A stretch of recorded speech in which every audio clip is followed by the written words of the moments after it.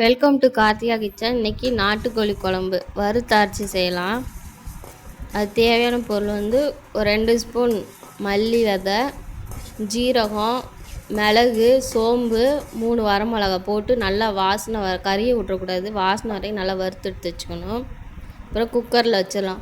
குக்கரை வச்சு அதில் 3 லவங்கம், 2 பட்டை, 1 ஏலக்காய் போட்டு நல்லா பொரிஞ்சதும் சோம்பு ஏற்கனவே நம்ம வறுக்க சேர்த்துருக்கோம்ல, அதனால் சோம்பு நிறைய போடாமல் சும்மா ஒரு 4 சோம்பு மட்டும் போட்டிங்கன்னா போதும். 4 சோம்பு போட்டு அது நல்லா பொரிஞ்சதும் வெங்காயம், சின்ன வெங்காயம் தான் சின்ன வெங்காயம் போல், அந்த சின்ன வெங்காயம்னா பெரிய வெங்காயம், ஒரு 2 கொத்து கருவேப்பிலை போட்டு நல்லா வணக்கி கொடுங்க. எண்ணெயிலே நல்லா பொன்னிறம் வர்ற வரைக்கும், இந்த அளவுக்கு வர்ற வரைக்கும் நல்லா வணக்கி விட்டு ஒரு 2 ஸ்பூனு இஞ்சி பூண்டு பேஸ்ட்டு போட்டு அந்த இஞ்சி பூண்டு பேஸ்ட்டு வாசம் போகிற வரைக்கும் ஒரு 2 நிமிஷம் நல்லா எண்ணெயிலே கிண்டி விட்டே இருக்கணும், இல்லாட்டி அடியில் அப்படியே ஒட்டிக்கும். அதுக்கப்புறம் 2 தக்காளி, பழுத்த தக்காளி 2 தக்காளி போடுங்க. நிறையா தக்காளி போட்டால் சிக்கன் குழம்புக்கு நல்லா இருக்காது.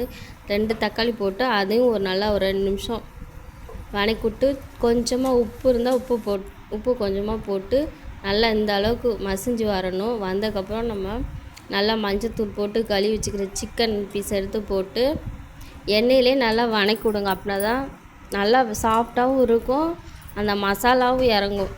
இல்லை சும்மா லேசாக வணக்கி விட்டுட்டு திரும்ப நம்ம மசால் பொடியெலாம் போட்டோன்னு வச்சுக்கோங்களேன், கறியில் அந்த மசாலா இறங்காமல் ஒரு மாதிரி சப்புன்னு இருக்கும். டேஸ்ட்டே நல்லா இருக்காது, கறி சாப்பிடுங்கிற எண்ணமே வராது. நல்லா எண்ணெயில் இருந்தாலும் சுருளாக வணக்கி விட்டு வீட்டில் அரைச்ச குழம்புத்தூள், சிக்கன் மசாலா, மல்லித்தூள் கொஞ்சம் வேணால் கரம் மசாலா போட்டுக்கோங்க. அது வேணாம், ஏன்னா நம்ம எல்லாம் வறுத்து அரைச்சி வச்சுருக்கோம்ல, அந்த மசாலாவே போதும். அது வறுத்து வச்ச மசாலா எல்லாம் போட்டு நல்லா எண்ணெயிலே நல்லா சுருண்டு வரட்டும். நல்லா கிண்டி விடுங்க, நல்லா அப்படியே எண்ணெயிலே வெந்து வரட்டும். போட்டு 2 கலரி விடுங்க. அப்படின்னா தான் அந்த சிக்கனுக்குள்ளே இந்த மசாலா இறங்கும். வெங்காயம், தக்காளி, சிக்கனில் இந்த போட்ட மசாலாலாம் இறங்குனா நல்லாயிருக்கும். இப்போ தேவையான அளவு தண்ணி ஊற்றுங்க. தண்ணி ஊற்றி இந்த மாதிரி ஒரு 2 கலரி விடுங்க, கொதிக்கட்டும்.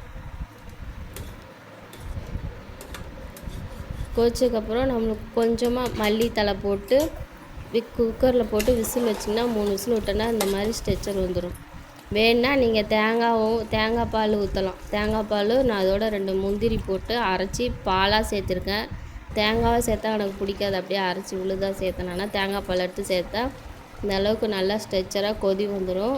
ஒரு கை நிறையா மல்லித்தலை போட்டு கிண்டி விட்டு கொஞ்சமாக நல்லெண்ணெய், சிக்கன் குழம்பு மேலே நல்லெண்ணெய் ஊற்றுனீங்கன்னா சாப்பிட நல்லா டேஸ்ட்டாக இருக்கும். தேங்க்யூ ஃபார் வாட்சிங்.